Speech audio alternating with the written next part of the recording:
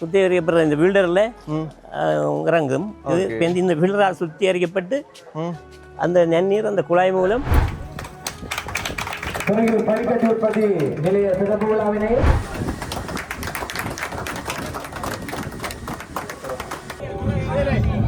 முன்வழியின் வளர்ச்சிக்கு இயங்கும் போது எங்களுக்கு கரண்ட் பிரச்சனை ஒன்றும் அந்த மாதிரி இடைஞ்சல் ஒன்றும் வராது. டீசல் நாங்கள் எல்லோருமே சேர்ந்து ஜப்பான் அரசாங்கத்திற்கு ஜப்பானில் வாழ்கின்ற மக்களுக்கு நாங்கள் முதல் நன்றியை செலுத்த வேண்டும். இதில் வர லாபம் முழுக்க இந்த கடத்தொழில் சங்கத்துக்கும் கடத்தொழில் மக்களுக்குமே தவிர திணைக்களத்துக்கோ அமைச்சுக்கோ போக போகிறது இல்லை. இதை நீங்கள் மனசில் கொள்ள வேண்டும். செப்டம்பர் மாதம் வருகின்ற பொழுது ஜனாதிபதி அவர்கள் ஜனாதிபதியாக வந்து 2 வருடங்கள் ஆகின்றன. இந்த காலப்பகுதிக்குள்ளே ஒன் பண்ணி போட்டு தான் அப்புறம் இது ஸ்டார்ட் பண்ணுவோம். கொஞ்ச நேரம் வாங்க ஓட வலிக்கு விட்டுரும். பின்னாடி டெம்பரேச்சர் கம்ப்ரஸரோட இப்போ டெம்பரேச்சர் காட்டினோன்னா 20 நிமிஷத்தோட ஏற்றி வைத்த நல்லுக்கு மனமார்ந்த நன்றிகளையும். முக்கிய விஷயம் இப்படியான அந்த ஐஸ் கட்டியில் வந்து யார் பெற்றுக்கொள்ளலாம். இப்போ வேலை நேரம் இருக்கிறார்கள் மட்டுமே கடத்தொழிலாளர் மீனுக்கு எடுப்பாங்க, வியாபாரிகள் குழம்புக்கு ஏற்றுமதி செய்கிற வியாபாரிகள் எடுப்பாங்க. அதை தவிர்த்து 1990ஆம் ஆண்டு இடம்பெற்ற யுத்தம் காரணமாக இந்த மண்ணிலே வாழ்ந்த பெரும்பாலான மக்கள் இந்த மண்ணை விட்டு வெளியேற வேண்டிய துர்ப்பாந்தம் இருந்தது. அதை தவிர 3 தட்டு விழுந்து உடையும் அப்படியா? அந்த அரசாங்கத்தின் காசுல நாங்கள் மிச்சம் பிடித்து இந்த மக்களுக்கு வீடுகளோ பாடசாலைகளோ அல்லது ஏதாவது ரோட்டுகளோ அல்ல இப்படி போன்ற வேறு விடயங்களை கொன்ற ஒழிக்கின்ற பொழுது எங்களுக்கு சவால்கள் இருக்கின்றன. இங்கேருந்து மீனுக்கு ஐஸ் வேணும்னு சொன்னால் யாழ்ப்பாணம் போய் 380 ரூபாய்க்கு ஐஸ் எடுத்து கொண்டு வந்து 500 ரூபா மோட்டர் சைக்கிள் பிடிச்சி 350 ரூபாய் ஐஸ் எடுத்து கொண்டு வந்து இங்கே இப்போ 610 ரூபாய் கூடி இருக்குது.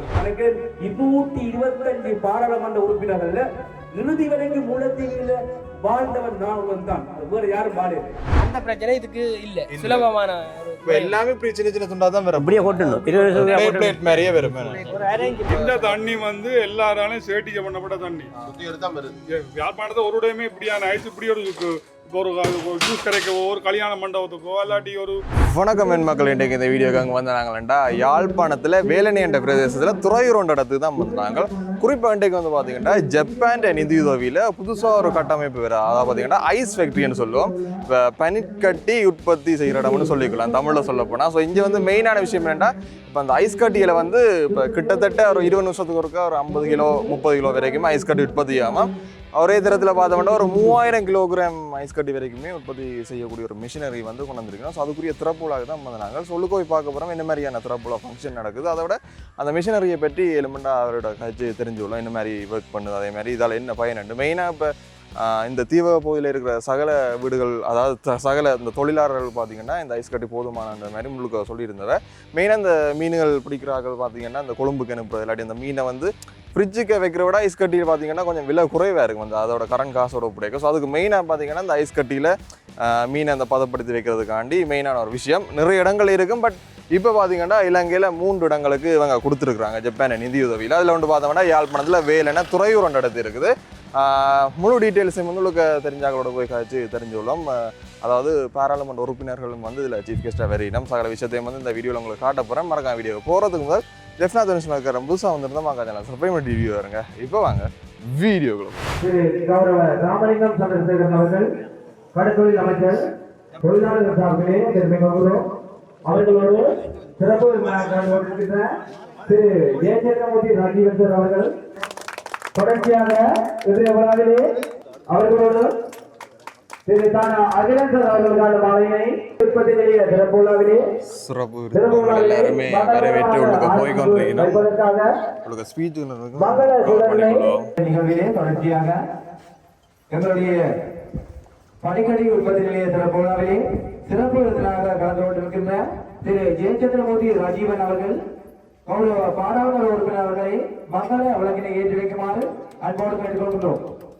ராமலிங்கம் சந்திரசேகரன் அவர்கள் கடற்தொழில் அமைச்சர் யாழ் மாவட்ட ஒருங்கிணைப்பு குழு தலைவர் அவர்களுக்கான மாலை பொன்னாடையினை திரு இன்பராசா அவர்கள் இங்கே அணிவிக்குமாறு கேட்டுக்கொள்கின்றோம். தொடர்ச்சியாக இவ்விழாவிலே பிரதம விருந்தினராக கலந்து கொள்கின்ற திரு கௌரவ ஜே ராஜீவன் அவர்களுக்கான மாலையினை அணிவித்து கௌரவப்படுத்துமாறு கேட்டுக்கொள்கிறோம். தொடர்ச்சியாக இவ்விழாவிலே சிறப்பிக்குமாறு மிக தாழ்மையுடன் கேட்டுக்கொள்கிறோம்.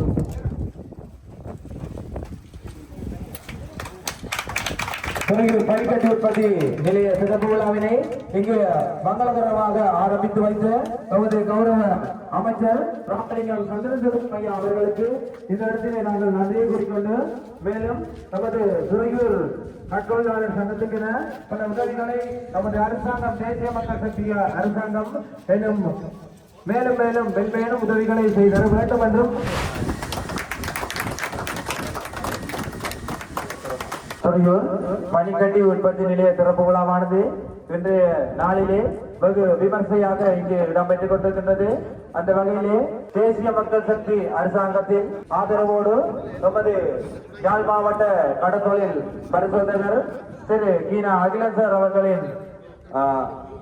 அவர்களின் உதவியோடு இங்கே துறையூர் கடற்தொழிலாளர் கூட்டுறவு சங்கத்துக்கு என இந்த பனிக்கட்டி உற்பத்தி நிலையமானது இன்றைய தினம் இங்கே உத்தியோகபூர்வமாக திறந்து வைக்கப்படுகின்றது. இன்னும் ஒரு 10:30 மணிக்கு இன்னொரு வேலை இருப்பது காரணமாக நான் மிகவும் சுருக்கமாக உங்களோடு ஒரு சில விஷயங்களை மாத்திரம் சொல்லிவிட்டு போகின்றேன். அடுத்ததாக இது சம்பந்தமாக ஒரு நீண்ட விளக்கங்களை தருவதற்கு அகிலன் இருக்கின்றார்கள். அது மாத்திரமல்ல, எங்களுடைய பாராளுமன்ற உறுப்பினர் ரஜீவன் அவர்கள் இருக்கின்றார்கள். அதனால் அவர்களுடைய உரைகளையும் செவிமடுத்து விட்டு அனைவரும் செல்ல வேண்டும் என்று நான் கேட்டுக்கொள்கின்றேன். முதலாவது என்னை பொறுத்த வரைக்கும் உண்மையிலேயே முதலாவது நாங்கள் எல்லோருமே சேர்ந்து ஜப்பான் அரசாங்கத்திற்கு ஜப்பானில் வாழ்கின்ற மக்களுக்கு நாங்கள் முதலில் நன்றியை செலுத்த வேண்டும் என்ற அண்மையில் ஒரு நேர போசனத்திற்காக எங்களை அழைத்து விட்டிருந்தார் ஜப்பானிய தூதுவர். அதன் பொழுதும் கூட இதை அவர்கள் சுட்டிக்காட்டினார்கள். அது மாத்திரமல்ல, எதிர்வரும் 1ஆம் தேதியிலிருந்து 5ஆம் தேதி வரைக்கும் நான் ஜப்பானுக்கு செல்கின்றேன். அங்கும் கூட மேலும் பல உதவிகளை பெற்றுக்கொள்வதற்கும் போதுமான ஒரு உரையாடல்களை செய்வதற்கு நாங்கள் எதிர்பார்த்து கொண்டிருக்கின்றோம். உண்மையிலேயே இன்றைய நாள் இது துறையூருக்கு மட்டுமல்ல, யாழ்ப்பாணத்துக்கு மட்டுமல்ல, ஒரு இலங்கை நாட்டுக்கே ஒரு பெருமை சேர்க்கின்ற விடயம் என்றுதான் கூற வேண்டும். ஜப்பானிய அரசாங்கத்திற்கு எங்களுடைய அரசாங்கம் கடற்தொழில் அமைச்சு விடுத்த வேண்டுகோளுக்கு அமைவாக குறிப்பாக யாழ்ப்பாணம், முல்லைத்தீவு, திருவோணமலை 3 இடங்களிலுமே கிட்டத்தட்ட இலங்கை நாட்டு பெறுமதிக்கு 10 கோடி ரூபாவுக்கு மேற்பட்ட பெறுமதியுடைய இந்த பனிக்கட்டி தொழிற்சாலை நிறுவப்பட்டு கையளிக்கப்பட்டிருக்கின்றது. உண்மையில் இந்த 3 இடங்களையும் தெரிவு செய்யும் போது எவ்வாறு தெரிவு செய்தோம் அல்லது யாழ்ப்பாணத்துக்கு இந்த இடத்தை எப்படி தெரிவு செய்தோம் என்பதற்கான பல சவால்கள் எங்களுக்குள்ளே இருந்தது. உண்மையிலேயே தீவக அபிவிருத்தி, நான் நினைக்கிறேன் வருகின்ற 27ஆம் தேதி கௌரவ ஆளுநர் தலைமையிலே தீவக அபிவிருத்தி சம்பந்தமான ஒரு கூட்டம் நடைபெற இருக்கின்றது. நாங்கள் உத்தியோகத்தர்களாக இருந்தாலும் சரி, யாராக இருந்தாலும் சரி, ஒரு குறுகிய வட்டத்துக்குள்ள தான் நாங்கள் யோசிச்சு பழகிறது. ஆனால் தீவக அபிவிருத்தி என்ற கிடைக்க உட்கட்டமான வசதிகளை நாங்கள் மேம்படுத்த வேண்டும். இங்கே தான் அதிகளவான நீலக்கால் நண்டு பிடிக்கப்படுவது, அதாவது தீவகத்தில் ஏற்றுமதிக்கான மீன்கள். ஆனால் அதை பதனிடப்படாமல் சரியான முறையில் போனால் அதன் விலை குறையும். ஆனால் நாங்கள் அதை துறையூரை வச்சு உங்களை வச்சு தான் இதை ரன் பண்ண போகிறோம். இதில் வர லாபம் முழுக்க இந்த கடற்தொழில் சங்கத்துக்கும் கடற்தொழில் மக்களுக்குமே தவிர திணைக்களத்துக்கோ அமைச்சுக்கோ போக போகிறது இல்லை. இதை நீங்கள் மனசில் கொள்ள வேணும். இந்த திட்டத்தை நீங்கள் எவ்வளவு வெற்றிகரமாக எங்களோட சேர்ந்து நிறைவேற்றி தருவீங்களாண்ட இருந்தால் ஜப்பானிய அரசாங்கத்திட்ட நாங்கள் இதை போல இன்னும் மில்லியன் கணக்கான உதவியை கேட்கலாம். உண்மையில் நான் இதில் ஒரு கொஞ்சம் நேரத்தை எடுக்கத்தான் வேணும். என்ன சில விஷயங்கள், ஜப்பான்ல இருந்து 2 தொழில்நுட்ப உத்தியோகத்தர்கள் இங்கே வந்து நின்று தான் இந்த வேலையை செய்தவர். இந்த ஃபவுண்டேஷன் போட்டதுல இருந்து கடைசியான இன்ஸ்டாலேஷன் வேலை வரைக்கும். இதில் நான் நினைக்கிறேன் பேர் தெரியல தம்பி, அது மாதிரி கரண் எல்லாருமே தங்களால் ஃபுல் சப்போர்ட்டை கொடுத்துருக்கோம். அங்கே போய் அவன் எனக்கு நன்றி தெரிவிச்ச ஒரு இமெயில் அனுப்பியிருக்கிறேன். உண்மையில் மற்ற இடங்களோட ஒப்படைக்க நாங்கள் 3 ஃபேஸ் கரண்டும் எடுத்து தண்ணி சப்ளையும் எடுத்து கொடுத்துருக்கோம். அந்த இடத்துல நான் என்னுடைய மிகப்பெரிய நன்றி இலங்கை மின்சார சபைக்கும் நீர்வளங்கள் வடிகால் அமைப்பு சபைக்கும் செய்ய வேணும். உண்மையில் நான் அந்த பேமெண்ட் விஷயம் சம்பந்தமாக உங்களுக்கு தெரியும், நிர்வாக நடைமுறையில் நான் ஈடுபட்டு கொண்டு வந்த நேரம் எந்தவித மறப்பும் இல்லாமல் நாங்கள் அதை சப்ளையை கொடுக்குறோம் சார், நீங்கள் மிச்சத்தை ப்ரொசஸ் பண்ணுங்கன்னு சொல்லி தந்து உங்களுக்கு தெரியும். நாங்கள் புதங்களை வேணும், அவங்க வந்து செக் பண்ணி சரியான ஒரு சாட்டிஸ்ஃபை திருப்தியோடு தான் நாங்கள் போயிருக்கிறோம். அதை அப்படி திருப்திப்படாமல் போயிருந்தேன் நாளைக்கு அமைச்சரோ செயலாளரோ போய் எங்களுக்கு ஒரு உதவியை தாங்க கேட்டால் நிச்சயமாக தர மாட்டோம். ஆக இன்றைக்கு இந்த நல்ல நாளில் நான் உண்மையில் புதன்கிழமை வியாழக்கிழமை எல்லா வேலையும் முடிஞ்சது. நான் சார் கேட்டேன்னா உடனடியாகவே திறந்து வச்சு சார் இதை ரன் பண்ண விட வேணும், எங்களுக்கு அப்படியாக நேரம் ஒதுக்கி தாங்க வேண்டும். இதை நீங்கள் வடிவாக செயல்படுத்துறதுல இருந்து தான் அடுத்தடுத்த உதவி திட்டங்கள், இந்த இடங்களை நிரவ வேணும், இன்னும் இதுக்கு சில வசதிகள் செய்ய வேணும். வேறு அரசு நிறுவனங்களை நான் கதைச்சிருக்கிறோம். அமைச்சர்கிட்ட நான் வேண்டுகோள் விடுக்கிறேன், இந்த இடத்துல எங்களுக்கு சில உதவிகள் செய்ய வேணும். ஆகவே 2027 ப்ரொபோசலுக்கு உங்களுக்கான ஒரு எரிபொருள் நிரப்பு நிலையத்தை கூட அமைச்சர் அவர்கள் முன்வைச்சிருக்கிறார். அது கிடைச்சா உங்களுக்கு அது பெரிய உதவியாக இருக்கும். நாங்கள் கிராமங்களை வளர்த்து வருகின்ற பாரிய வேலை திட்டங்களை நாங்கள் ஆட்சிக்கு வந்து கிட்டத்தட்ட பாராளுமன்றம் அமைக்கப்பட்டு 1.5 வருடங்கள் ஆகியிருக்கின்றது. வருகின்ற செப்டம்பர் மாதம் வருகின்ற பொழுது ஜனாதிபதி அவர்கள் ஜனாதிபதியாக வந்து 2 வருடங்கள் ஆகின்றன. இந்த காலப்பகுதிக்குள்ளே நாங்கள் பல நூற்றுக்கணக்கான வேலைகளை சத்தடியின்றி செய்து முடித்திருக்கின்றோம். அதிலே ஒரு வேலை திட்டமாகத்தான் இந்த தீவக பிரதேசத்திலே ஜப்பான் அரசாங்கத்தினுடைய அனுசரணையின் கீழ் கிட்டத்தட்ட 100 மில்லியன் ரூபாய் பெறுமதியின் கீழ் இந்த பனிக்கட்டி உற்பத்தி நிலையத்தை இன்று நாங்கள் ஆரம்பித்திருக்கின்றோம். தீவகத்தினுடைய வளர்ச்சி என்பது அநேகமாக கடற்தொழில் சார்ந்த துறையாகவும், இந்த தீவக மண்ணானது பல்துறை சார்ந்த வாழுகின்ற ஒரு மண்ணாக காணப்படுது. மண்ணுக்கு பெருமை இருக்கின்றது. தீவக மண்ணுக்கு அது பெருமை. கல்வியா இருந்தாலும் சரி, அது வேறு தொழிலாக இருந்தாலும் சரி, விவசாயமாக இருந்தாலும் சரி, அது கடற்தொழிலாக இருந்தாலும் சரி, இந்த மண்ணிலே வாழ்பவர்கள் பல புகழ் பூத்தவர்கள், சிறந்த இந்த தொழில் முயற்சியிலே ஈடுபடுகின்றவர்கள். 1990ஆம் ஆண்டு இடம்பெற்ற யுத்தம் காரணமாக இந்த மண்ணிலே வாழ்ந்த பெரும்பாலான மக்கள் இந்த மண்ணை விட்டு வெளியேற வேண்டிய துர்ப்பாந்தம் இருந்தது. இருந்தபோதும் காலப்போக்கிலே நாட்டில் ஏற்பட்ட சூழல் காரணமாக மீண்டும் இந்த மண்ணுக்கு மக்கள் வந்து குடியேறி இருக்கின்றார்கள். அப்படி வாழுகின்ற இந்த மக்கள் மிக சிறப்போடு மகிழ்ச்சியோடு வாழ வேண்டும் என்பதற்காக நாங்கள் பல வேலை திட்டங்களை, குறிப்பாக இந்த தீவக பிரதேசத்தை அபிவிருத்தி செய்வதற்காக பல முயற்சிகளை மேற்கொண்டு வருகின்றோம். ஒவ்வொரு முறையும் இந்த தீவகத்துக்கு வருகின்ற பொழுது அல்லது தீவகத்தில் நடக்கின்ற இந்த டிசிசி கூட்டங்களின் போது நாங்கள் தீவகத்துடைய அபிவிருத்தி சம்பந்தமாக பல விடயங்களை கலைக்கின்றோம்.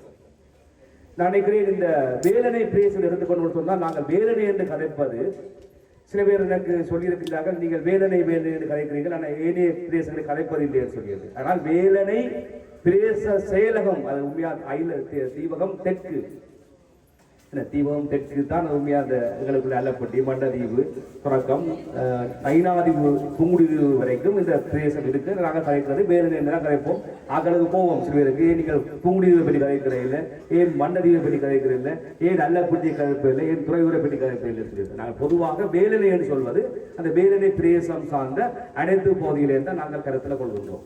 எனவே 100 மில்லியன் ரூபாய் பெறுமதியிலே இந்த அமைக்கப்பட்டிருக்கின்ற இந்த பனிக்கட்டி நிலையமானது இந்த தீவு பூராக கணக்கு நெடுவதீவு, அரணதீவு, நைனாதீவு, நெடுந்தீவு, புங்குடிதீவு போன்ற அனைத்து தீவுகளுக்கும் இந்த பனிக்கட்டிகளை வழங்கக்கூடிய ஆற்றலை கொண்டது. 24 மணித்தியாலத்தில் 3000 கிலோ பனிக்கட்டி உற்பத்தி செய்யக்கூடிய ஆற்றலை கொண்ட இந்த இயந்திரம் ஒரு வரப்பிரசாத மண்டலுக்கு, இதிலே கடற்தொழிலாளர் மட்டும் அல்லாது இது குடிநீர் தண்ணிக்காகவும் பயன்படுத்தலாம் என்று சொல்லி எங்களோட கடற்தொழில் பிரதி பணிப்பாளர் சொல்லுகின்றார். குடி தண்ணீருக்காகவும் நாங்கள் இதை பயன்படுத்தலாம். வருகின்ற புதன்கிழமை இதனுடைய பணிகள் ஆரம்பிக்கப்படுகின்ற அவரிடம் கேட்டிருந்தேன்.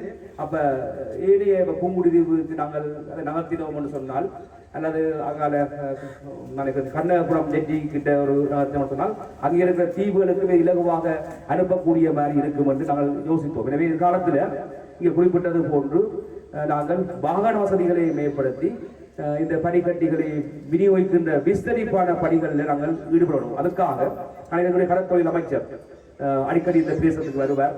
ஒரு சந்திரசேகரம் அவர்கள் இந்த தீவிரத்தின் மேலே அன்பு கொண்டவர். அந்த பிரதேசத்தை வளர்த்தெடுக்க வேண்டும் என்பதற்காக என்னையும் இந்த பிரதேசத்தினுடைய அபிவிருத்தி குழுவின் தலைவராக நியமித்து எங்களுக்கு கூடாக பல முயற்சிகளை செய்து கொண்டு வருகின்றார். உண்மையிலே இந்த பிரதேசத்து மக்கள் மிகவும் தங்களுடைய பிரதேசத்தினுடைய அபிவிருத்திக்காக பல வேலை திட்டங்களில் ஈடுபட்டு வருகிறார்கள். எங்கள் தொடர்ச்சியாக கலைத்து வருகின்றார்கள். எனவே எங்களுடைய ஆட்சி காலத்திலே எங்களுக்கு அரசியல் கிடையாது. அரசியல் சொன்னால் நாங்கள் பழைய அரசியல் செய்வதில்லை. இதிலே இப்போவும் நாங்கள் எனக்கு சொல்லப்பட்டபடியும் இந்த பழைய அரசியல், பழைய குடும்பப்பாடு அதை தாண்டி தீவிர பிரதேச மக்கள் அனைவரும் ஒன்றிணைந்து இதை பயன்படுத்த வேண்டும். இந்த நிலையத்தை சிறப்பாக பயன்படுத்த இங்கே இருந்து யாழ்ப்பாணம் போய் பனிக்கட்டியை கொண்டு வேண்டிய தேவையில்லை.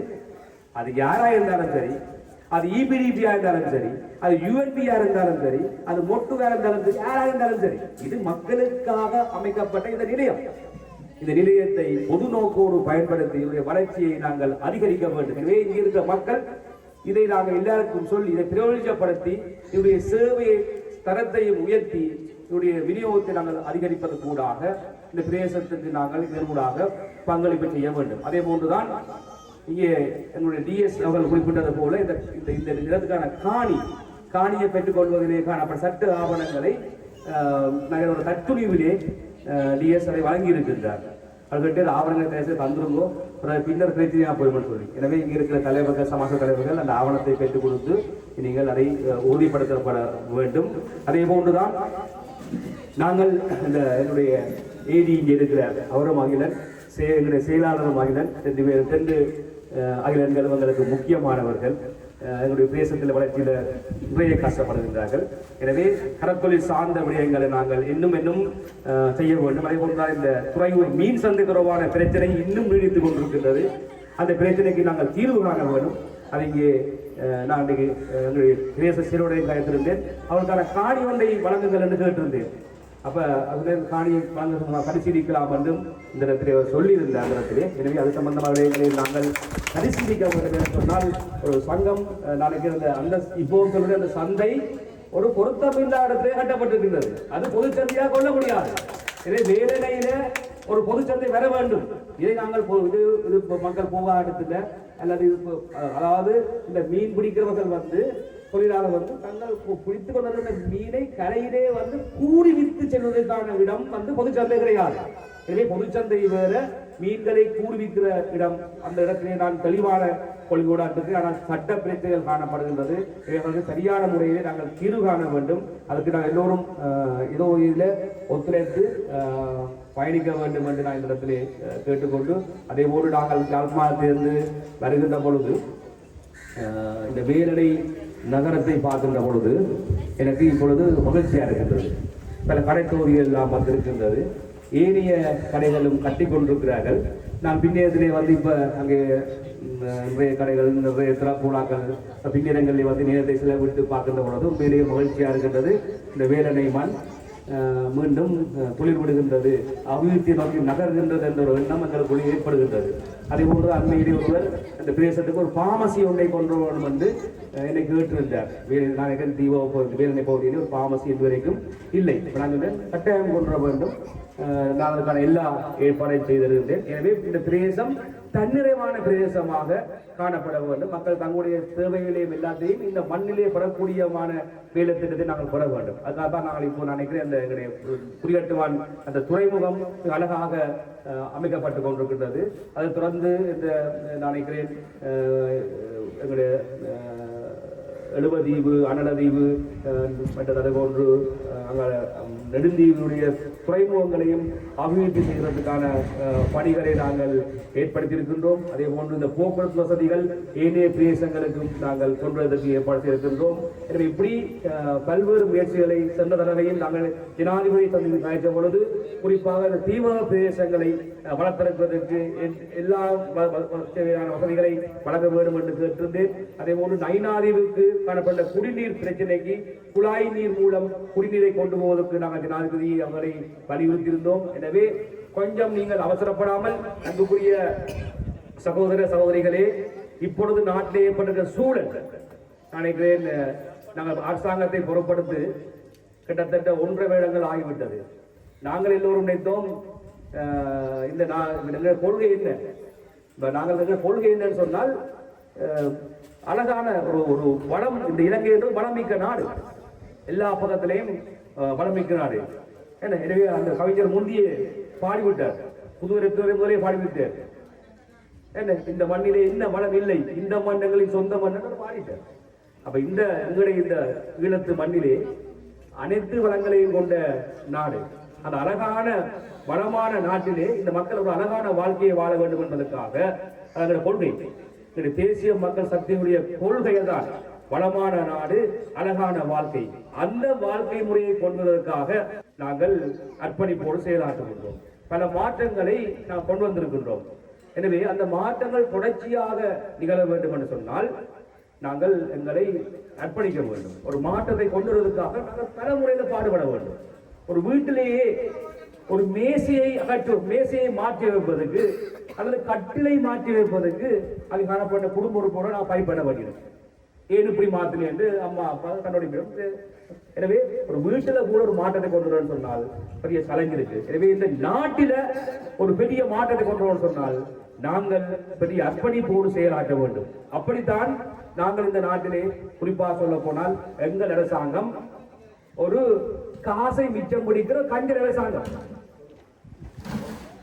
கஷ்டப்பட்டு நாங்கள் இந்த காசை எல்லாம் மிச்சம் பிடித்து நாங்கள் எல்லாம் உண்ணாமல் கொள்ளாமல் காசை சேர்த்து நாங்கள் சொந்த வாகனத்திலே ஓடி இங்கிருந்து கொழும்புல இருந்து அங்கே இருந்து எல்லா இடத்துக்கும் ஓடி ஒரு சர்வீஸ் போறதுக்கு எல்லாம் எங்கட காசை கொடுத்து அந்த அரசாங்கத்தின் காசை நாங்கள் மிச்சம் பிடித்து இந்த மக்களுக்கு வீடுகளோ பாடசாலைகளோ அல்லது ஏதாவது ரோட்டுகளோ அல்ல இப்படி போன்ற வேற வேறு விடயங்களை கொன்ற ஒழிக்கின்ற பொழுது எங்களுக்கு சவால்கள் இருக்கின்றன. நாங்கள் உள்ளுக்குள்ள சவால் இல்லை. நாங்கள் 159 பேர்களை கொண்ட பாராளுமன்ற உறுப்பினர்கள் இருக்கிறோம். எங்களுக்குள்ள சவால் இல்லை. அரசாங்கத்தை வீழ்த்த முடியாது, யாரை கடவுள் எளிதாக வீழ்த்த முடியாது. ஆனால் எங்களுக்கு சவால் வெளியே தான் இருக்கிறது. நாங்கள் ஆசையாக வந்து நாட்டை செய்ய வைக்கின்ற பொழுது வந்தது ஜிப்பா புயல், பாரிய அழிவை ஏற்படுத்தி விட்டது புயல். பிறகு பார்த்தா இந்த மத்திய கிழக்கினால் ஏற்பட்டுகின்ற இந்த போர், அந்த போர் எங்களுக்கு எந்த தாக்கத்தை ஏற்படுத்தி இருக்கிறது? பெட்ரோல் எரிபொருள் இருந்து பொருட்கள் எல்லா விலைகளும் அது இந்த நாட்டில் மட்டும் இல்லையே, இந்தியா, பாகிஸ்தான், அமெரிக்கா, கனடா எல்லா நாடுகளிலுமே அந்த விலைவாசிகள் அதிகரித்து, ஆனால் அவர்களுக்கு அதை தாங்கிக் கொள்ள முடியும். அமெரிக்காவிலேயோ பிரான்சிலேயோ ஜப்பானிலேயோ ஏற்படுற பொருளாதார தாக்கங்களை நீண்ட காலத்தில் தாக்கு பிடிக்க முடியும். ஏதாவது பொருளாதார ரீதியாக பலமடைந்த நாடுகள். நாங்கள் 2019ஆம் ஆண்டு பிறகு கொரோனாவால் பாதிக்கப்பட்டு இந்த நாடு பங்குரோத்தா போய் இந்த நாட்டிலே காசு இல்லை என்று இருந்த நாங்கள் எதை பிடித்து எழும்புவது? எங்களுக்கு ஆதாரம் வேண்டும். அப்படி நாங்கள் சிறுக சிறுக சேமித்து வச்சு கொண்டுதான் இந்த நாட்டை நாங்கள் முன்னேற்ற பாடுகின்றோம். எனவே ஜனாதிபதி தெளிவாக சொல்லியிருக்கின்றார், இந்த நாட்டின் பொருளாதாரம் இனி விழமாட்டாது, விழவும் விடமாட்டோம். ஏனென்று சொன்னால் இந்த தேசிய மக்கள் சக்தி அரசாங்கம் பாராளுமன்ற உறுப்பினர் ரஜீவன் நான் இந்த மண்ணை சேர்ந்த நான் இந்த மண்ணிலே நடக்க வேண்டிய அபிவிருத்திகளை நாங்கள் அன்றைக்கு முள்ளிவாய்க்கால் தொடர்பாக பாராளுமன்றத்தில் பேசியிருந்தேன். அன்றைக்கு 225 பாராளுமன்ற உறுப்பினர்கள்ல இறுதி வரைக்கும் முல்லைத்தீவில் வாழ்ந்தவன் நான் தான், வேறு யாரும் வாழவில்லை. அவர் வீரவசனம் எதுவும் பேசலாம், வாழவில்லை.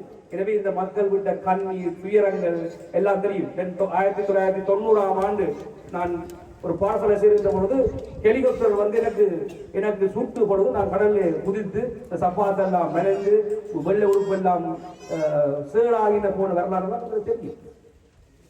எனவே 2009ஆம் ஆண்டு பிறகு அப்படியான சூழல் ஒன்று ஏற்படுகிறது. எங்களுடைய பிள்ளைகளும் உங்களுடைய பிள்ளைகளும் மகிழ்ச்சியோடு இந்த பாடசாலையில் கற்க வேண்டும், இந்த நாள் மண்ணிலே மகிழ்ச்சியோடு வாழ வேண்டும் என்று சொன்னால் மீண்டும் இந்த நாட்டில் இனவாதத்தையும் ஏனைய வாதங்களையும் கொண்டு வந்து ஆட்சியை காப்பாற்றி மக்களை நாங்கள் பிரித்து விட அனுமதிக்க கூடாது. அந்த வகையிலே நாங்கள் தெளிவாக இருக்க வேண்டும். சில பொறுப்பு தன்மையோடு சகிப்புத்தன்மையோடு எதிரிகள் எங்கள் மீது ஏவிருந்த குற்றச்சாட்டுகள் எல்லாத்தையும் நாங்கள் தவிடுபொடியாக்கி மக்களாகிய நாங்கள் இந்த அரசாங்கத்துக்கு ஒரு ஆணையை வழங்கி இருக்கின்றோம். 2029ஆம் ஆண்டு வரைக்கும் இந்த நாட்டிலே நல்லது நிகழ வேண்டும் என்று நாங்கள் நினைக்கின்றோம். நல்லது நிகழ வேண்டும் என்று சொன்னால் எங்களுடைய அரசாங்கம், தேசிய மக்கள் சக்தி அரசாங்கம், இந்த கிராமங்களை நேசிக்கின்ற அரசாங்கம், இந்த மக்களை நேசிக்கின்ற அரசாங்கம் தான் ஆட்சியில் இருக்க வேண்டும். அதோட இந்த விலை கூடும் குறையும் நாங்கள் கட்டுப்படுத்துக்கான ஆற்றல் எல்லாம் அவங்களுக்கு இருக்குது. எனவே எல்லாத்தையும் சகித்துக் கொண்டு இந்த பிரதேசங்களை அபிவிருத்தி ஒரு நீண்ட கால அமைதியான இலங்கையை உருவாக்குவதற்காக நாங்கள் எல்லோரும் பாடுபட வேண்டும்.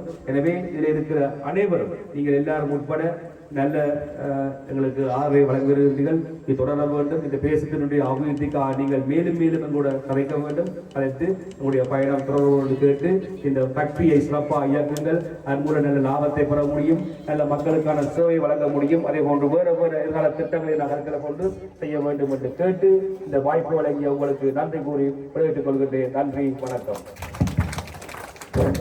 பனிக்கட்டி உற்பத்தி நிலையத்திலே முதலாக நமது வேலணை பிரதேசத்தின் முதன்மை விருந்தினர், அதாவது திரு தானா அகிலன் சார் அவர்கள், பிரதேச செயலர் வேலணை அவர்களை இங்கே ஐசனை முதலாக பெற்றுக் கொள்வார் என்பதை இங்கே மேடம் அவர்களுடன் தெரிவித்துக் கொள்கின்றேன்.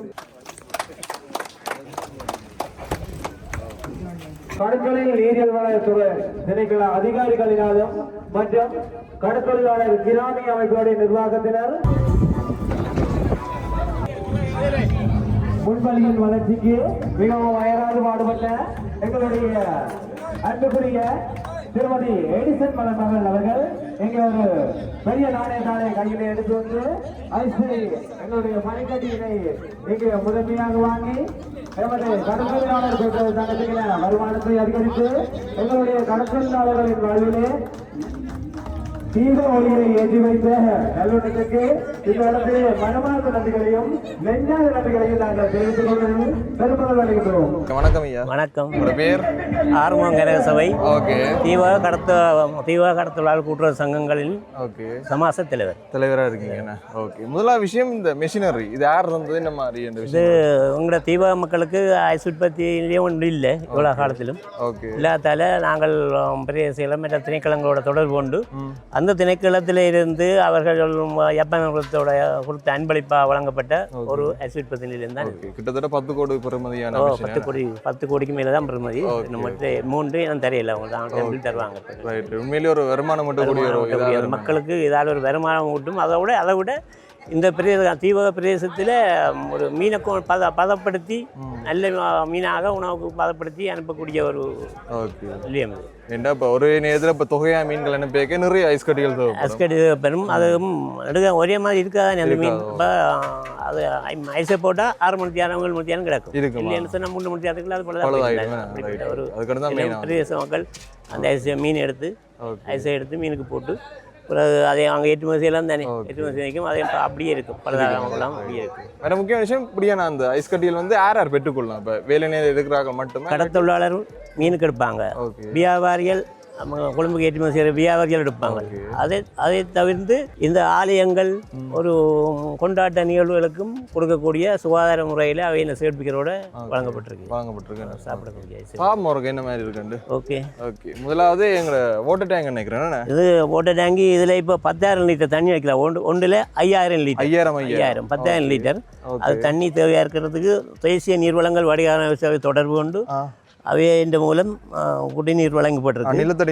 நிலத்தடியால் வந்து பைப்பில் ஏறுது. ஏறினேண்டு திரும்பி அந்த தண்ணி சுத்திகரிக்கப்படுற ஒரு ஃபில்டர். ஓகே. சுத்திகரிக்கப்படுற இந்த ஃபில்டரில் இறங்கும். இது இந்த ஃபில்டரால் சுத்திகரிக்கப்பட்டு அந்த நன்னீர் அந்த குழாய் மூலம் அங்கே உள்ளுக்கு போகும். உள்ளுக்கு அந்த இதுக்கு இது என்ன மிஷின்? என்ன இது? அந்த கம்ப்ரெசர் இதுதான். ஐஸ் அந்த இதுக்கு கூல் பண்ணுறதுக்கு கம்ப்ரெசர் இதுதான். அதுக்கு எந்த நேரம் காற்று பிடிக்கணுன்றதுக்காக வேண்டி இது இருக்கு. அதோட மின்சாரம் வந்து இதில் கொடுக்கப்பட்டிருக்கு. இந்த மின்சாரம் இல்லாத நேரங்களில் ஜெனரேட்டர் ஒன்று வழங்கப்பட்டிருக்கு. பெரிய ஒரு ஜெனரேட்டர். இப்போ நார்மலாக கரண்ட்ல வேலை செய்யும், நின்றா இதில் வேலை செய்யும். இது ஆப்ரேட்டர் இவர் காட்டும் என்ன செய்யணும். இது வந்து ஆட்டோமேட்டிக்காக இயங்கும். ஆட்டோமேட்டிக்காக இயங்கும் போது எங்களுக்கு கரண்ட் பிரச்சனை ஒன்றும் அந்த மாதிரி இடைஞ்சல் ஒன்றும் வராது. டீசல் இந்த நேரம் இந்த தொழில் வந்து பாதிக்கப்படாது, தொடர்ந்து போய்கொண்டு பாதிக்கப்படாது. ஐஸை நம்பி வாழ்கிற தொழிலாளர்கள் இது வந்து ஒன் பண்ணி போட்டு தான் அப்புறம் இது ஸ்டார்ட் பண்ணுவோம். கொஞ்ச நேரம் வாங்க ஓட வலிக்கு விட்டுரும். பின்னாடி டெம்பரேச்சர் கம்ப்ரஸர் ஓடி பின்னுக்கு டெம்பரேச்சர் காட்டினோன்னா 20 நிமிஷத்தோட இங்கே ஐஸ் வந்து 20 நிமிஷத்துக்கு 65 கிலோ உள்ள ஐஸ் கோடும் அதை தவிர 3 தட்டா விழுந்து உடையும். அப்படியா?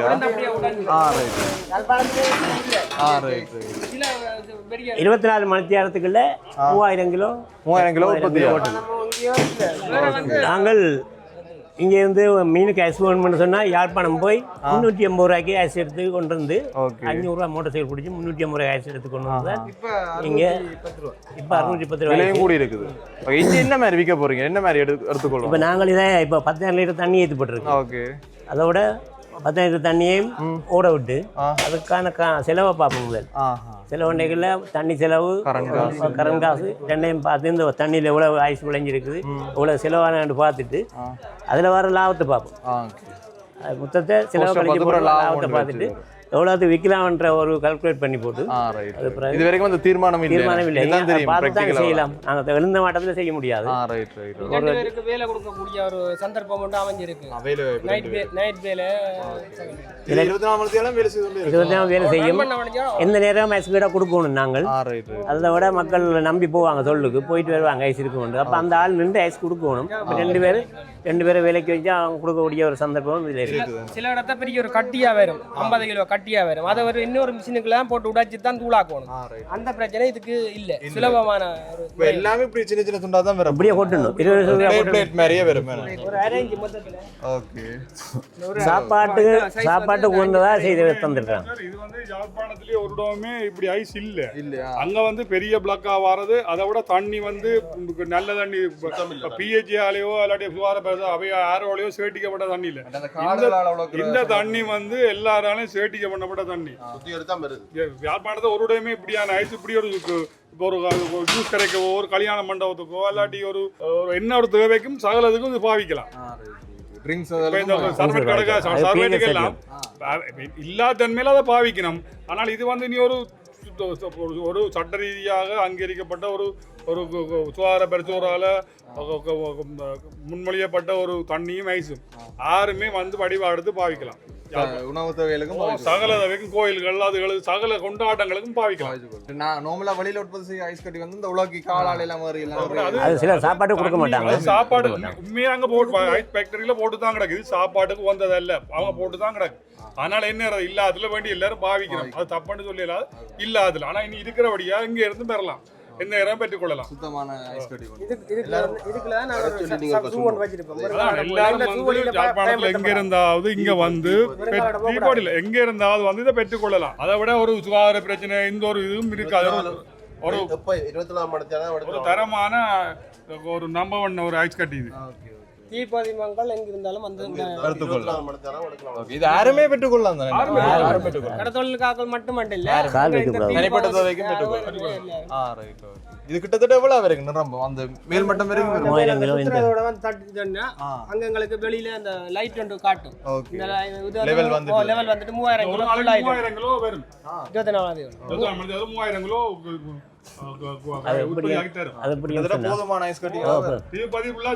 தேவையை பொறுத்து நாங்கள் விளைவிக்கலாம். இதுக்கெல்லாம் இப்போ உண்மையிலேயே அவை என்ன யாழ்ப்பாணத்தில் பெரிய ஐஸ் கட்டிய வேண்டி மிஷினில் போட்டா அது அதில் நடக்கிற ஊத்தலாம் அடிபட்டு தான் வேறு. இது அப்படி இல்லை. இது ஒரு சுத்தமானது. அதை விட உடைக்க தேவை. அப்படியே விட கணக்கு அளவாக போடலாம். எக்ஸ்போர்ட் கம்பெனியும் எல்லாரும் எடுக்கலாம். என்ன வேணும் உங்களை தொடர்பு கொள்ளணும்? இப்போ எங்கடா ஃபோன் நம்பரில் போடுவோம். இது எப்போ ஓபன் பண்றீங்க? இப்போ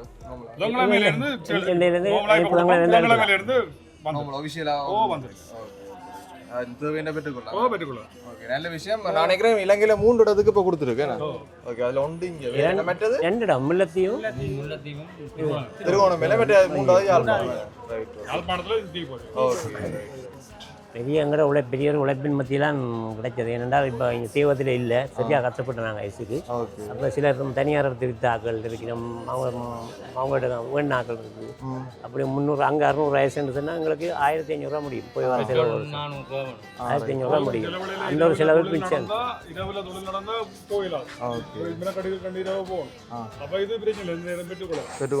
இப்போ தொழிலாளிக்கு மீன் சில நேரம் கூட படும். தோயா மீன் படையில் அவங்க என்ன செய்யணும், வாகனம் முடிச்சு கொண்டு அங்கே கொண்டு போகணும். வாகனத்துக்கு 5000 ரூபா வரும். அங்கே ஐஸுக்கு 2000-3000 வரும். அந்த செலவெல்லாம் மிச்சம் மீதி தொழிலாளிக்கு. நல்ல விஷயம். இதை வச்சு நிறைய முன்னேறதுக்கு வாழ்த்து உங்கள் எல்லாருக்குமே. ஓகே ஓகே, நன்றி. ஓகே, நன்றி.